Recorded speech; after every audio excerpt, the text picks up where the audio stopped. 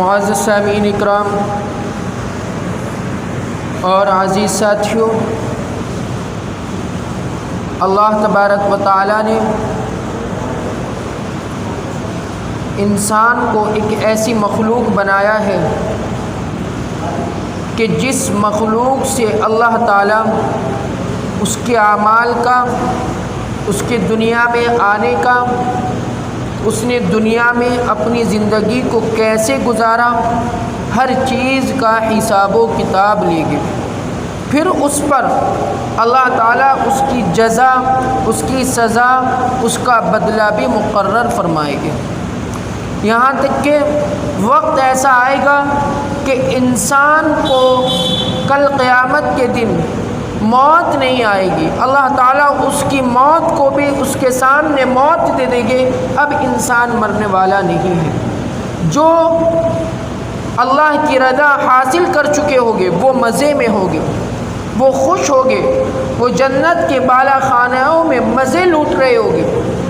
اور جو شخص اللہ کی ناراضگی دنیا سے لے کر گئے ہوگے، کفر اور شرک کے اندر مبتلا ہو کر اس دنیا سے گئے ہوگے، وہ اللہ کا غضب ان پر نازل ہو رہا ہوگا۔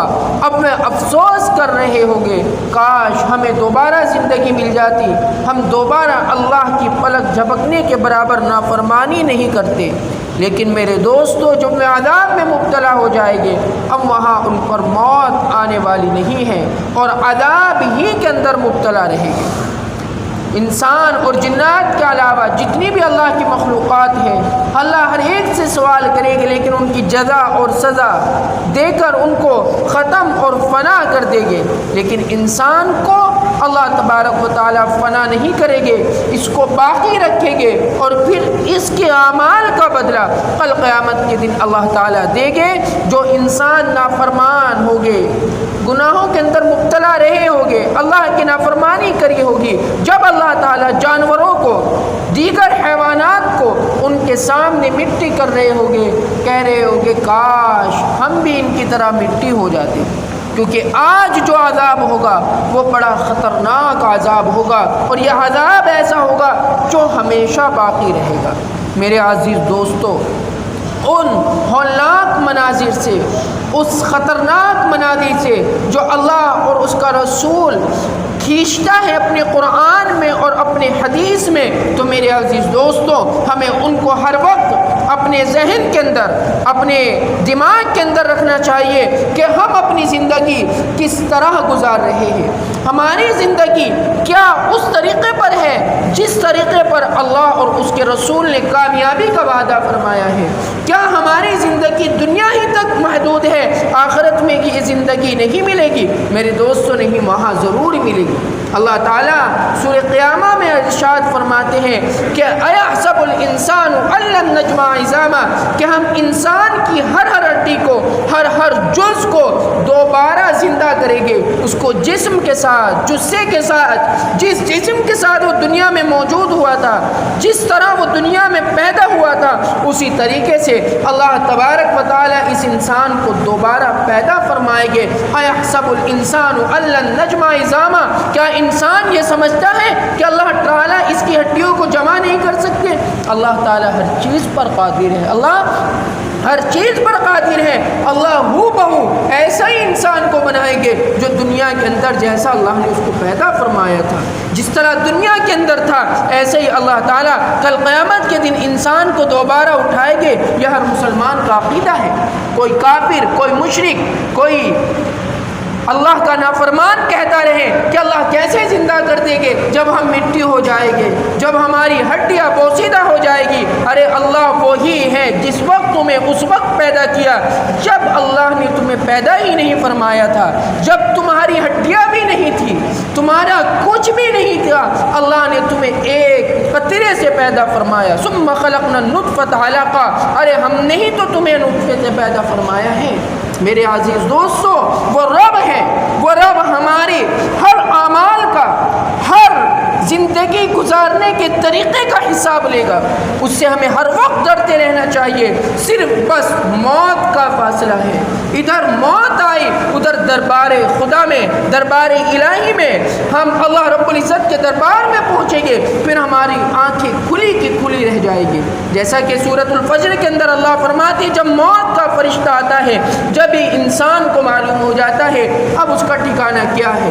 اللہ فرماتے ہیں اور پیغمبر خدا محمد رسول اللہ صلی اللہ علیہ وسلم فرماتے ہیں کہ جب انسان کو موت آتی ہے, فرشتہ کہتا ہے اگر نیک بندہ ہوتا ہے اسے پہلے جہنم دکھاتا ہے, دیکھ یہ تیرا ٹھکانہ ہے, یہ تیرا ٹھکانہ تھا, اور پھر اس کے سامنے جنت کے مناظر دکھاتا ہے.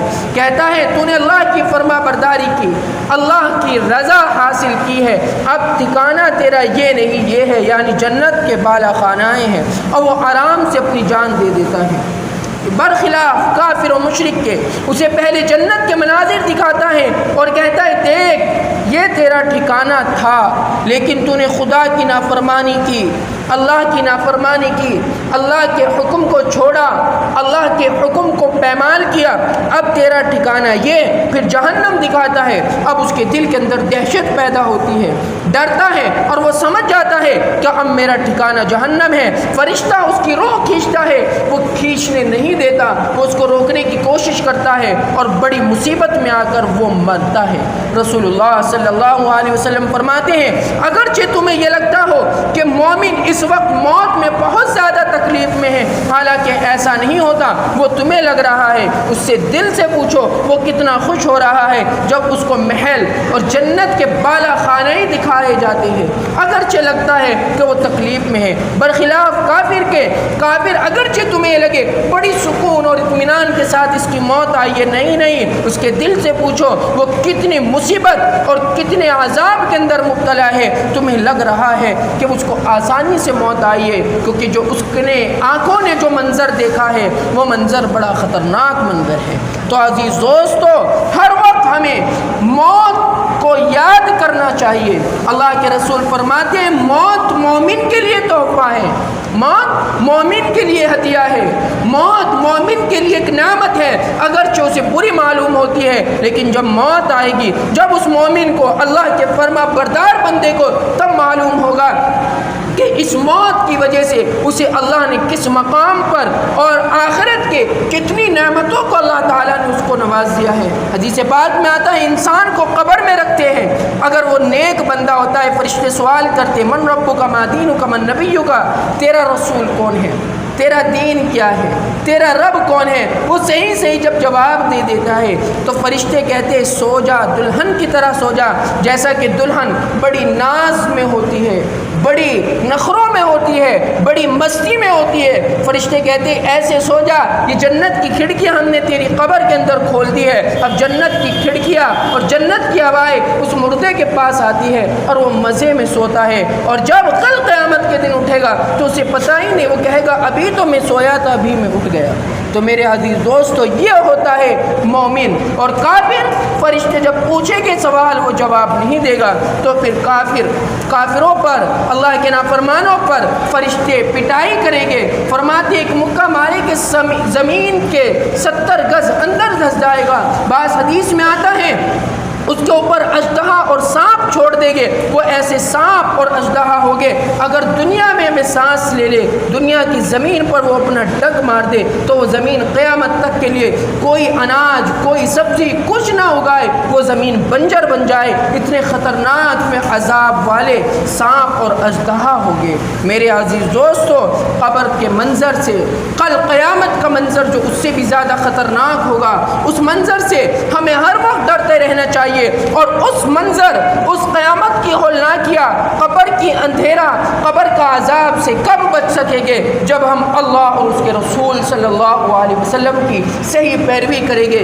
شرک سے, کفر سے, نفاق سے, بدعت سے, گمراہی سے, جب ہم ان تمام چیزوں سے بچیں گے, جب اللہ تبارک و تعالی ہمیں دنیا میں تو کامیابی دے گے ہی, قبر کا منظر ہو, پھر آخرت کا منظر ہو, قیامت کی ہولناکیہ ہو, بارگاہ الہی گمراہی میں پیشی ہو، پھر ہر جگہ اللہ تبارک و تعالیٰ انسان کو فلاح کر دے گے، کامیاب کر دے گے۔ لیکن اگر انسان دنیا میں خدا کی نافرمانی کرتا رہے، شرک، کفر، بدعت کے اندر مبتلا رہے اور یہ سمجھتا رہے میں کل قیامت کے دن کامیاب ہو جاؤں گا، وہ اس کی سمجھ اور فہم ہے، وہ اس کی سوچ ہے، وہ اس کا گمان ہے، ایسا ہونے والا نہیں ہے۔ اللہ کے نبی صلی اللہ علیہ وسلم سے پیغمبر اللہ رب العزت مخاطب ہوتے ہیں اور کہتے ہیں اے نبی، یہ دنیا اور لوگ تو الگ چیزیں ہیں، ان سے شرک ہو جائے، ان سے کفر ہو جائے، ان کا میں کیا حال کروں گا وہ تو بعد میں دیکھنا۔ اگر اے نبی تم بھی شرک کے اندر مبتلا ہو جاؤ خدا نخواستہ تو تمہارے سارے اعمال میں غارت کر دوں گا۔ اور پیغمبر خدا رحمت دو عالم شرک کے اندر کبھی مبتلا نہیں ہو سکتا، وہ تو معصوم ہے، اللہ نے اس کو توحید کے لیے بھیجا ہے، اللہ نے اس کے ذریعے دنیا میں ایمان اور اسلام کو پھیلایا ہے۔ اللہ تعالیٰ یہ بتانا چاہتے ہیں، اللہ اپنے حبیب کو خطاب کر کر بتانا چاہتے ہیں پوری قوم کو، تمام عالم انسانیت کو، کہ نبی کو جب اللہ رب العزت نہیں بخش سکتا اگر وہ شرک کرے تو میں اور آپ کون ہوتا ہوں کہ اللہ تعالیٰ ہمیں کیسے بخش دے گا۔ تو میرے عزیز دوستوں، میں شرک پر، کفر پر اس لیے زیادہ زور دیتا ہوں کیونکہ اسی پر جنت کا اور جہنم کا دار و مدار ہے، اسی پر انسان کی جنت قائم ہو جائے گی، اسی پر انسان جہنم کے اندر مبتلا ہو جائے گا۔ اگر خدا نخواستہ شرک پر موت آ گئی، مشرک بن کر مرا تو ہمارا ہر مسلمان کا یہ عقیدہ ہے وہ جہنمی ہے۔ اسی طریقے سے اگر وہ مومن ہو کر مرا، مسلمان ہو کر مرا، دیندار ہو کر مرا، ایمان والا ہو کر مرا تو ہر مسلمان کا عقیدہ ہے کہ وہ جنت کے اندر جائے گا۔ لیکن میرے دوستو، اب اس میں فرق کیسا پیدا ہوگا؟ فرق یہی پیدا ہوگا ہم شرک کے ایک ایک عمل کو جانیں اور اس سے پرہیز کرنے کی کوشش کریں، کفر سے بچنے کی مکمل کوشش کریں، ہم خود بھی بچیں اور اپنے بچوں کو بھی اس چیز کی تعلیم دیں شرک کیا چیز ہے، کفر کیا چیز ہے۔ آج ہمارے نوجوان بچے، ہمارے نوجوان لوگ نہ شرک جانتے ہیں نہ کفر جانتے ہیں، خصوصاً ہماری عورتیں کہ شرک کے اندر مبتلا ہے اور ہم سوچ رہے ہیں کہ ہم مسلمان ہیں، ہم دل میں سمجھ رہے ہیں مسلمان ہیں، ایمان ہمارے پاس سے جا چکا ہے، ایمان ہمارے پاس نہیں رہا، ہم کافر اور مرتد ہو چکے ہیں۔ اگر ہم کوئی شرکیہ، کوئی کفریہ، کوئی ایسا عمل کر لے جس کے اندر شرک کی بو آتی ہے، میرے عزیز دوستو، اللہ تعالیٰ تو یہ فرماتے ہیں یا ایھا الذین آمنوا لا تکونوا کالذین کفروا، اے ایمان والو تم کافر جیسے بھی نہ بنو۔ کفر تو رہا دور کی بات، شرک تو بہت دور کی بات رہا کہ ان کے اعمال جیسے بھی اعمال نہ کرو، جیسا کہ کافر عمل کرتا ہے، جیسا مشرک کوئی عمل کرتا ہے، جیسے کوئی یہودی کام کرتے ہیں، ان کے کاموں کو، ان کے اعمال کو بھی اختیار نہ کرو۔ اسی لیے علماء نے فرمایا لباس ہو، اعمال ہو، اخلاق ہو، کردار ہو، اعتقاد ہو، مسلمان کو ہر چیز میں کافر و مشرک سے ممتاز اور الگ رہنا چاہیے۔ مسلمان کی شان ہی یہی ہے، نہ ان کے اعمال اختیار کیا جائے، نہ ان کے مذہبی کوئی امور کو اختیار کیا جائے، نہ ان کے کسی اخلاق کو اختیار کیا جائے، نہ ان کے لباس کو، نہ ان کے چہرے کو، بلکہ ہر طریقے سے مسلمان کی شان یہ ہونی چاہیے۔ اللہ فرماتے ہیں وہ کفر سے بیزار رہے، یا ایھا الذین آمنوا لا تکونوا کالذین کفروا، اے ایمان والو مت ہو تم ان لوگوں کی طرح جنہوں نے کفر کیا ہے، جنہوں نے شرک کیا ہے، جنہوں نے اللہ کی نافرمانی کی ہے، ان لوگوں کی طرح نہ ہو، یہ اللہ رب العزت فرماتے ہیں۔ پھر ایک آیت میں نے بھی پیش فرما دی جس میں اللہ تبارک و تعالیٰ اپنے حبیب سے مخاطب ہے، دوسری جگہ پھر عذاب ذکر کرتے ہیں ان لوگوں کے لیے، یعنی کافروں کے لیے، مشرکوں کے لیے، یہ تو اللہ کے غضب کے مستحق ہے، ان کو تو اللہ تبارک و تعالیٰ عذاب دے گا، ان کے ہاں اللہ کے ہاں ان پر کوئی نعمتیں نہیں ہوگی، بس جتنا ہونا تھا یہ دنیا جو انہیں ملی ہے مل گئی، آخرت میں ان کا کوئی حصہ نہیں، آخرت میں ان کی بربادی ہی بربادی ہے۔ مسلمانوں اس لیے کہتے ہیں اللہ تعالیٰ خوب واضح کر کر مسلمانوں سے مخاطب ہوتے ہیں، اور میں بارہا یہ آیت پڑھتا ہوں، اللہ تعالیٰ یہی نہیں کہتے اے ایمان والو تم اپنے آپ کو بچاؤ، بلکہ اللہ کہتے اپنی اولاد کو بھی بچاؤ، یا ایھا الذین آمنوا اتقوا یا ایھا الذین آمنوا اتقوا یا ایھا الذین آمنوا قوا انفسکم واہلیکم نارا، سورۃ التحریم کی آیت ہے۔ اے ایمان والو، اپنے آپ کو بھی جہنم سے بچا لو، اپنے گھر والوں کو بھی، بیوی بچے ماں باپ والدین سب کو بچاؤ، یہ ہر مسلمان کی ذمہ داری ہے۔ میرے عزیز دوستو، جتنا بچوں پر ہم تعلیم پر زور دے، ضروری ہے ان کو دین بھی سکھائے۔ دین اگر ہم نہیں سکھائیں گے تو آخرت برباد ہو جائے گی۔ وہ آخرت برباد ہوگی جہاں انسان کو جہاں انسان کی موت کی بھی موت آ جائے گی، اور وہاں انسان ختم ہونے والا نہیں ہے۔ اگر ہم نے بچوں کو عقائد سے، ایمان سے، اعمال سے، معاشرت سے نہیں مزین کیا ہے، دوستوں ان کی آخرت بھی برباد ہوگی، اور دنیا جتنی چاہے حاصل کر لے، میرا رب تو یہ کہتا ہے دنیا کی میرے یہاں قیمت ایک مچھر کے پر کے برابر بھی نہیں ہے۔ تو عزیز دوستو، یہ مچھر کے پر کی کوئی حیثیت نہیں ہوتی، مچھر کی بھی کوئی حیثیت نہیں ہوتی، اس کے پر کی تو کیا حیثیت ہے۔ تو عزیز دوستو، ہم جیسے اپنے بچوں کی اور اپنی دنیا کو سنوارنا چاہتے ہیں، ہم ان کی آخرت کو بھی سنواریں اور اس کی فکر زیادہ کریں بنسبت دنیا سے۔ دنیا گئی تو کوئی بات نہیں، 60 70 80 90 100 سال میں دنیا سے چلا جائے گا۔ آخرت بچ گئی تو آخرت کی وہ تمام مناظر، ہزاروں سال قبر میں، پھر قیامت میں، پھر اس کے بعد جنت اور جہنم کا فیصلہ ہوتا ہے، وہاں ہزاروں سال گزرتے ہیں، اس میں مزے لوٹے گا اللہ تعالیٰ۔